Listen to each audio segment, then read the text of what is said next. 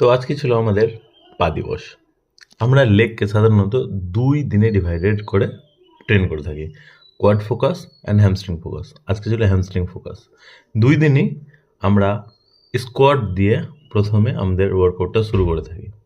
আজকে আমি নিজের পিআর টাচ করলাম ১১০ কিলো উইথ বারবেল নিয়ে আমি আজকে স্কোয়াড মেরে নিয়েছি।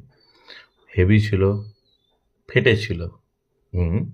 ফেটেছিল ভালো করে। বাট তবুও ফার্স্ট র্যাপ ক্লিন গেছিলো, সেকেন্ড র্যাপ উঠাতে একটু আরও বেশি ফেটে গেছিলো, তাই ওইটুকুর ভিডিওটা আর রাখিনি, ওটা আমি কেটে দিয়েছি। এই ফার্স্ট র্যাপ ভালো গেল, সেকেন্ড র্যাপে আমি আর রাখিনি, ডেপথ দিয়ে আমি মেরেছিলাম। সেকেন্ড সেটে আমরা নিয়েছিলাম অ্যাডাক্টারের জন্য ওয়াইড লেগ ওয়েটেড স্কোয়াড। এরপরে আমরা থার্ড সেটে দিয়েছিলাম স্টিফ লেগ ডেডলিফট। এটা হ্যামস্ট্রিংয়ের জন্য ব্যাপক এক্সারসাইজ। এটার পরে আমরা চতুর্থ এক্সারসাইজে কাফ রেজেস করে আমাদের ওয়ার্কআউটটা আজকের মতো শেষ করে দিয়েছিলাম। বাই।